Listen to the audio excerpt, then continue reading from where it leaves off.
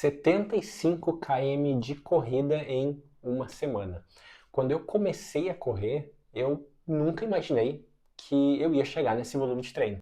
E para encarar esse desafio, eu ajustei a minha rotina e a minha estratégia para chegar confiante no longão de amanhã. E hoje eu vou te mostrar exatamente como eu me preparei para essa semana. Para muita gente, essa distância é só mais um número. Para mim, é basicamente um reflexo do que eu venho construindo aos poucos nos últimos quase 4 anos. Chegar nesse nível de condicionamento para conseguir executar uma semana de 75 quilômetros de corrida exige uma disciplina que vai além da corrida. E eu sei que a percepção, de volume, ela depende de cada um.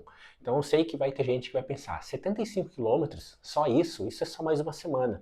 E vai ter gente que vai olhar e pensar, nossa, 75 quilômetros é muita coisa. Eu sei que vai variar nessa percepção de volume, varia de pessoa para pessoa, mas para mim isso é um marco histórico. E não é só essa semana, o mês de abril, hoje estou gravando esse vídeo aqui no dia 2 de maio, me preparando para o meu longão de amanhã, domingo, no dia 3 de maio.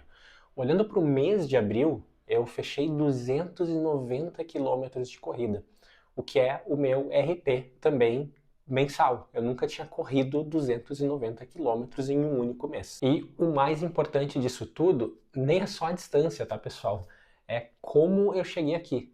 Cheguei sem nenhum desconforto, sem nenhuma dor e sem nenhum sinal de lesão. Isso é um reflexo de um plano de treino bem equilibrado, do uso da tecnologia no pulso e, mais importante ainda, de saber ouvir o próprio corpo. Mas como é que se entrega uma semana com esse volume? Não é só sair correndo. Existe uma engenharia aqui por trás da minha rotina para garantir que eu chegue bem para o treino. O primeiro ponto é que eu venho de uma semana de redução de volume. O plano me deu um respiro na semana passada e isso foi fundamental para eu começar essa segunda-feira com o tanque cheio. Inclusive, como o longão do último domingo foi de 17 quilômetros, eu tive uma recuperação muito rápida, o que me permitiu fazer algo que eu não costumo fazer, treinar logo na segunda-feira.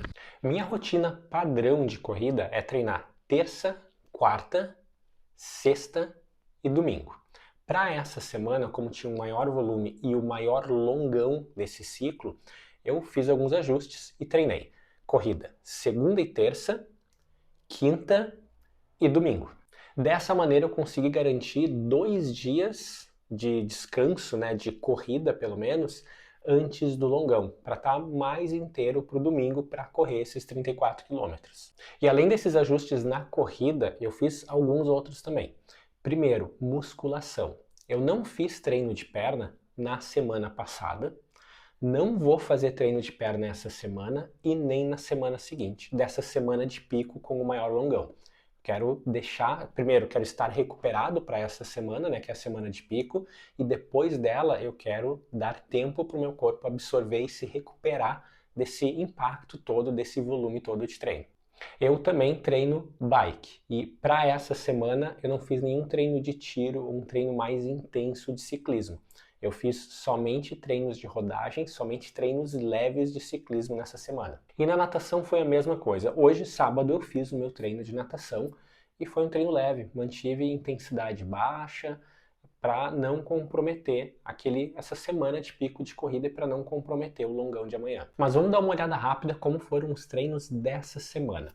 O primeiro, na segunda-feira, foi um treino de rodagem, um treino leve, que eles chamam de Easy Run. Foram 14 quilômetros e a orientação foi não fazer ele mais rápido do que 5,25 por quilômetro. O treino de terça foi o on-offs do runner.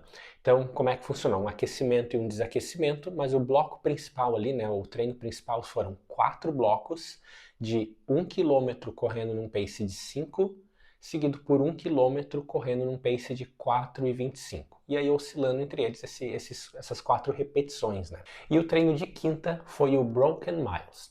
Aqui, pessoal, resumindo bem, eu vou deixar os treinos aqui na esquerda ou direita, eu vou ver como é que fica melhor depois para vocês verem toda a estrutura. Mas foi aquecimento e desaquecimento e depois 4 blocos, onde eu corri, 1.2 km num pace de 4,20 e seguido por um momento aí de caminhada, de recuperação e depois mais 400 metros correndo num pace de 4 minutos por quilômetro. E aí, feito isso, só falta o longão, que vai ser amanhã, que vão ser 34 quilômetros correndo leve do começo ao fim. Então tá, chegou domingo, 34 quilômetros pela frente. Vou sair cedinho agora, aí cerca de 6 e pouco da manhã. A Camila ainda tá dormindo, então vou falar um pouco mais baixo aqui. A ideia hoje, pessoal, não é só completar a distância, e sim fazer testes, fazer tipo um ensaio para o dia da prova. Tá, e o que que isso significa? Basicamente, pessoal, eu vou usar todos os equipamentos que eu vou usar no dia da prova. Então eu tô saindo para correr com o Olímpicos Corre Turbo, que é o tênis que eu pretendo correr a prova, com a meia da Lupo que eu uso nos dias de prova e nos dias de longão, com a bermuda que eu uso nos meus longões e que eu vou usar no dia da prova, com a camiseta que eu vou usar no dia da prova, com o boné que eu vou usar no dia da prova. Então hoje eu vou usar todos os equipamentos que eu pretendo usar no dia da prova para ver se está tudo certo. Se alguma coisa incomodar, hoje é o dia de descobrir se eu tenho que fazer algum ajuste. Além disso, também testar suplementação. Então o que que eu vou usar hoje, pessoal? Estou levando 2 garrafinhas. Uma com o isotônico, o suplemento, não, o isotônico que eu uso nos meus longos e que eu pretendo usar no dia da prova. Outra garrafinha eu vou usar água. Como eu não estou correndo uma prova, não vou ter postos de hidratação, tenho que levar água junto. No dia da prova, eu não vou levar a segunda garrafinha, vou levar só a primeira de isotônico. A hidratação eu posso aproveitar a mesma lá do dia da prova, né? E aí eu vou testar tudo isso hoje também para ver como o meu estômago está reagindo, se está tudo certo, se eu não vou passar mal, num treino mais longo, né? Então eu aproveito para testar tudo isso para ver se está tudo certo, se eu também não tenho que fazer ajuste nos suplementos que eu pretendo tomar. E outra coisa, pessoal, bem, muito importante. Esse longão, ele não vai ser no ritmo de prova. Muito provavelmente, não sei como é que vai ser o resultado. Hoje tá um pouco frio, tá? Eu tô saindo para correr aqui, tá 9 graus, sensação térmica de 7. Então, uma excelente temperatura para sair para correr. Mas, não sei como é que vai estar, vento, não vi ainda. Mas, invariavelmente, tá? Eu não vou fazer esse longão no ritmo de prova. Esse longão possivelmente vai ser aí cerca de 1 minuto mais lento do que o ritmo que eu pretendo correr a prova.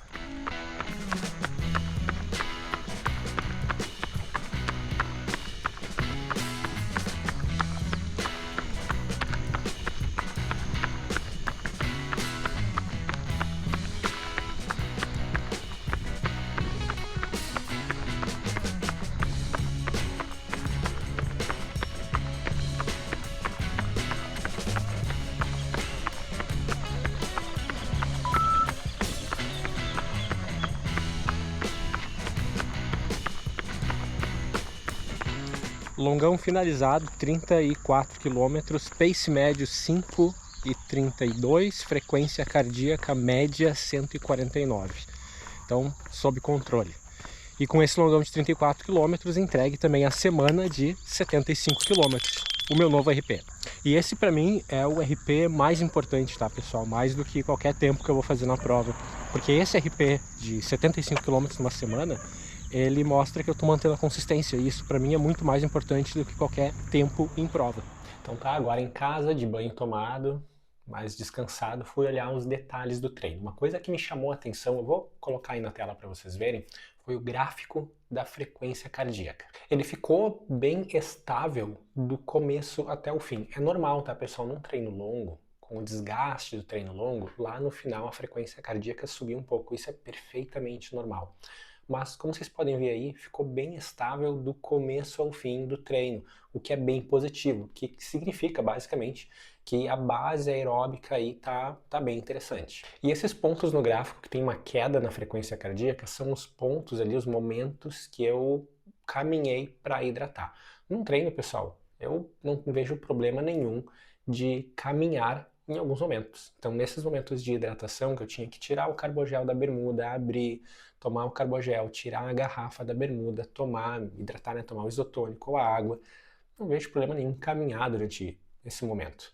Então, normalmente ali uns 40 segundos, 1 minuto que eu caminho, e nesse momento eu não pauso o relógio.